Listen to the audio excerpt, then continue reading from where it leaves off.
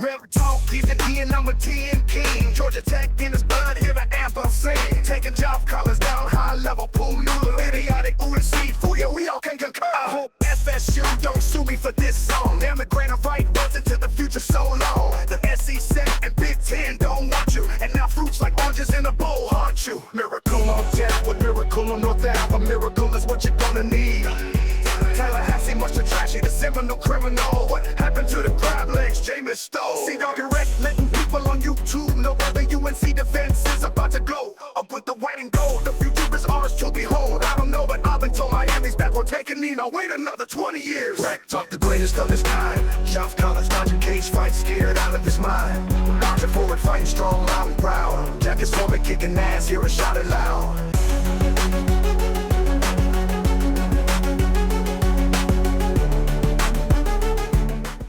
All right, what is going on, everyone, and welcome to WreckTalk. And I'm just now getting around to, I know it released earlier today, the depth chart has released for Georgia Tech, and Brent Key had a press conference. Now, maybe I'll react to that press conference, I'm not sure, but it was an absolute disaster from a production standpoint. So they do like a premiere for it, or they do it live, and the audio doesn't work at all. So all you see is Brent Key going, I don't know how a technology school screws some of that up so bad, but whatever. One big piece of news that's come out is that Brett Seither, starting tight end for Georgia Tech, is out for the season, I believe, with a knee injury, which is pretty devastating. Now, I'll talk about who's going to be stepping up to replace him when we look at the depth chart. If you listen to the Collins show, evidently Jamal Haynes has been walking around with a boot on his leg. Maybe something happened during a scrimmage or during, summer practice or practice leading up to this week. I think we're okay there, though. I do think he's going to be available, be 100% for Florida State. But if he's not, that's a big loss for Georgia Tech. So let's look at this depth chart. There are some surprises here. And it starts at left tackle. So Corey Robinson listed as a starter, 305 pounds, redshirt junior. And then you have Jordan Brown, who's a transfer from Charlotte. He was on the roster at Tech last year, transfer from Charlotte the previous year. Kid we haven't really heard a ton about. The backup is listed as either him or Ethan McKinney. Now, we've talked about Ethan McKinney a lot on the channel. True freshman, or a freshman All-American last year. He was a true freshman last year. Kind of surprising for me to see him not get the start. I would have to assume that means Corey Robinson has just kind of played out of his mind. We talked about it on the live show. I want to say he missed a block that ended up in Haynes King getting sacked later in the Louisville game, and that was kind of the genesis of Ethan McKinney. He was put in after that, and I think he retained the starting role from that moment on. Let me know if I'm wrong about that in the comments. I'm wrong, about a lot of different things, but yeah, kind of a surprise there at left tackle. I would think if Ethan McKinney wasn't starting at left tackle, they would have maybe moved him around somewhere else, but no surprise at left guard. Joe Fusile, backed up by Harrison Moore. Now, Harrison Moore, I do believe, came from the same school as the quarterback we got out of South Lake, Texas. So we got Aaron Philo and Graham Knowles. Pretty sure Harrison Moore came from the same high school as Graham Knowles. Little bit light at 290. He is a true freshman, though, but he'll be backing up Joe Fusile at left guard. At center, again, no surprise, senior Weston Franklin. He'll be the centerpiece of the offensive line over there in Ireland. And then Topola, I think that's how you say his name. I'm sorry. Like, someone that knows him is listening. Don't judge me. But anyways, no surprise with Weston Franklin. Right guard Keelan Rutledge. Talked about him being in a car wreck some months ago. All reports are that he's 100% listed as the starter. This is the guy that's coming in to replace Scaglione from last year. All Conference USA right guard, a kid that I'm pretty sure both Auburn and Clemson wanted. I'm not so sure about Auburn. I know Clemson definitely wanted him. We were able to get him. No, it wasn't out of the portal. It must have been Auburn. I totally forgot. Dabo has a self-imposed sanction where he doesn't use the portal. Never mind. I'm the dummy on that one. But then you got Brandon Bess. Keep a watch out for Jamison Riggs. Would not surprise me to see him get in. He, I know for sure, is the kid that Auburn and Clemson were going after hard. He's from Hiram, Georgia, just a little bit up the road from Rec in Smyrna. Would not surprise me to see him rotated in a little bit. Very, very talented kid. 3'10", 6'6" as a true freshman playing right guard. Love to see it. Jordan Williams, the other senior on this offensive line, started, I believe, every game last year. Proven guy, game-ready guy, 6'6", 315. Should have no issues there. Now, we talked about Brett Cedar with the season-ending injury. Avery Boyd was a wide receiver last year. I think he played slot. He has transitioned from last year to this year to the tight end room, and you guys need to watch out for number 9 in this game. The people that I see talking about this kid are extraordinarily high on him. If you remember him from last year, I think he caught that drag or dig route against North Carolina for a score, or it might have been Bowling Green. I'm not sure. Big kid, look, 6'3", 240, built like a tight end anyways. Key praised him in the press conference for his blocking. Think he could be a breakout player in this game. Now, it's either going to be him or listed as Jackson Hawes, another kid Key's been very high on, or Luke Harpering. Luke Harpering is the true freshman out of Marist. His father obviously was a phenomenal basketball player for Georgia Tech, played in the NBA for a long, long, long time. Another kid we've heard a lot of good things about. I think even with the loss of Brett Cedar, Avery Boyd, Jackson Hawes, Luke Harpering, I think we're going to be okay with those guys. It is a little surprising to see Rylan Godey at the bottom here. He's a kid that also played at Georgia. Now, he ended up transferring to Mississippi State before he came to Georgia Tech. It's a little surprising for me to see him near the bottom of the depth chart there. Now we get into the wide receivers. No surprise here. Now, I don't like how Georgia Tech does not list like X, Y, Z receivers, whatever. Maybe they're listed in that order. First one's obviously the slot Malik Rutherford, and then backing him up is true freshman Bailey Stockton, kid that has a lot of speed as well. Would not surprise me to see him in the game, but Malik gets the start. Malik really has filled the role for us for what Nate McCullum was. Really solid wide receiver, talented wide receiver. Chase Lane getting the start back at the one of the outside wide receivers, being backed up by Leo Blackburn. Now, Chase Lane obviously fought injury all last year. He's a redshirt senior, so this will be his last year. Remember, he led us in receptions last year. You probably don't have Eric Singleton Jr. as a freshman All-American if Chase Lane isn't nursing injuries and gets a lot more opportunity. Talented guy there, a guy that came with Haynes King from Texas A&M.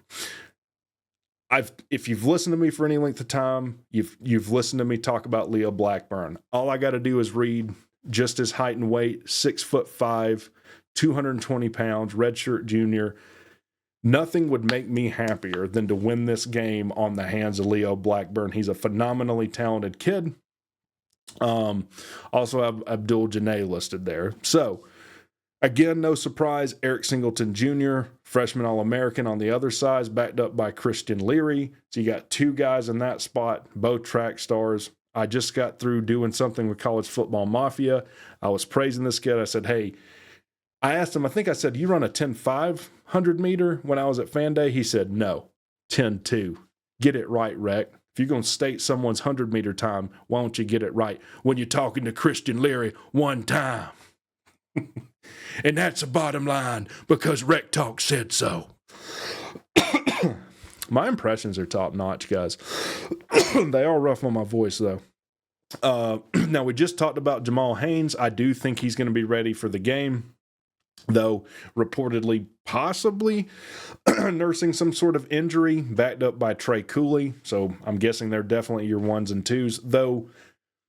In the press conference, Brent Key did say behind Jamal Haynes, it's open between Cooley, Carey, and Chad Alexander. Surprising here, we don't see Evan Dickens listed. He's a guy they've been high on in the past and got a good amount of snaps in the spring. I don't know if he's injured, maybe. Remind me if he said that in the press conference, but I am surprised to see Alexander listed here and not Evan Dickens. Nothing to talk about here. Obviously, Haynes King's going to be the starter. Redshirt junior. A lot. Whether we win this game or not is going to depend a lot on how Haynes King plays. But he's got a phenomenal. We might have the best 1-2 pair. Like if you averaged our starter and backup, starting and backup quarterback, I think they're as talented as anybody. Defensive end, thank God we get Sylvain Yanjuan back, bigger, faster, stronger. At the end, at the bigger defensive end, knows big Zeke Biggers. He's going to be the other piece to me. Got to watch out for as far as how this game turns out. Can Zeke Biggers really make his presence known in the middle of that defensive front? Backed up by Jordan Vandenberg and Jason Moore. Obviously, Vandenberg, the guy from Penn State. And I forgot to look at the backups on Sylvain Yanjuan, below Sylvain Yanjuan. Josh Robinson, met his mom at Fan Day. Very, very nice lady. Josh Robinson, very talented player. So, look, on the defensive front, there's going to be a ton of rotating in. Josh Robinson's going to get a lot of snaps. I'm sure Jordan Boyd, he's put on some weight, 6'3", 260, true freshman. A guy that did we get him from Auburn? Not sure. I know we recruited him. Watch out for those guys. Anyways, at the rush end, the faster defensive end, we got Romello Height and Kevin Harris splitting the snap. So we've heard a lot of good things about Romello Height. Kevin Harris, a game-tested, surefire end. Then you got the younger guys in Jacob Cruz. And the guy we got in the recruiting cycle that Colorado, we flipped from Colorado, Amontre Bradford, I believe is from Bullitt County, that's Statesboro, Georgia.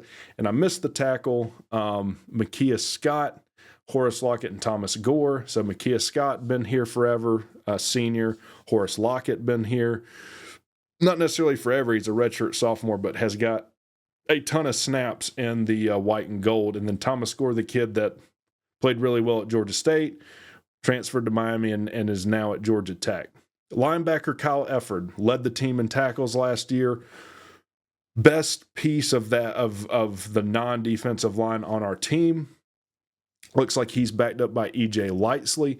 Now, this is not me crapping on anybody. Does surprise me to see Trinelius Tatum here. I do think he's meshing very, very well with Stantucci's system. Guy that has struggled some. Looks like he's put on some weight, 6'2", 225, senior. But look, love to see it. Trinelius Tatum starting with Kyle Efford at linebacker. I never say his name right, so I'm just going to say Butler. Kid's a true freshman. I think the guy we got from Louisiana. Big, 6'1", 230, can move. He's going to get a lot of snaps too. So look at linebacker, both Lightsley and Butler are going to get a lot of snaps. Backing up Tatum and Efford. So watch out for all of them. Nickel, we got Omar Daniels or Rodney Shelley listed, both guys that have a good number of snaps. Saeed Gibbs, the guy who transferred in from Rhode Island, that after Swarm guy said, Montega got hardware coming in. And probably the most surefire solid piece of your defense, these two safeties, Clayton Powell-Lee, backed up by Jaden Davis, and LaMiles Brooks, backed up by Tay Seymour. Want to say Jaden Davis transferred from Cincy and Tay Seymour from Illinois. Could be wrong on that, but not worried about us at safety. At the right cornerback, Amari Harvey. Dude's a beast on NCAA 25. Dude was really a beast last year. He'll be, I'm guessing, replacing Miles Sims that graduated last year. Redshirt junior. Actually, Zachary Toby's the kid who transferred from Illinois. Don't listen to me on any of this. I'm just an idiot on the internet. On the other side, we got Warren Burrell, the guy that transferred in from Tennessee. Ton of snaps under his belt. We'll have to see how he's meshing with Santucci's system. And then Nehemiah Chandler, another guy that I've actually heard really, really good things about. He's a true freshman. Wouldn't surprise me to see him get a good amount of snaps either. Now, place kicker Aiden Beer. Look, the kid can kick it from like 65 yards. Won the starting job. Stewart transfers out. James Waitley, I'm guessing. I don't know if he's a walk-on or not. Anyways, punter David Shanahan. This will be fun for David Shanahan in Ireland. I want to say he's from Castleberry, Ireland. That's how you know you're a true Georgia Tech fan, when you know what city in Ireland your Irish punter is from. And then long snapping Henry Freer. Isn't he getting a doctorate degree at Georgia Tech?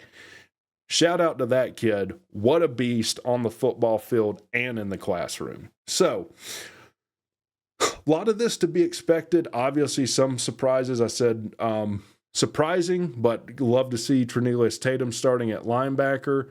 Ethan McKinney not getting the start at left tackle, a little bit surprising. Kind of surprises me to see Blackburn not listed as a starter either. Surprising to see Evan Dickinson not listed at running back. And what else kind of caught my eye here? I think that's it. So, guys, let me know what you think about that starting lineup. How do you feel going into Ireland? And I'll talk to you guys next time. WreckTalk is the key, no we're taking Georgia Tech in his blood, hear the anthem sing. Take it, Jeff, call us down, high level, bull, nuclear. Gotta go and save for you, we all kept your car. I hope FSU don't sue me for this song. Damn, the grand of fight runs into the future so long. The SEC and Big Ten don't want you, and now fruits like oranges in a bowl haunt you. Miracle on Tech One, miracle on North Ave, a miracle at Coolest March.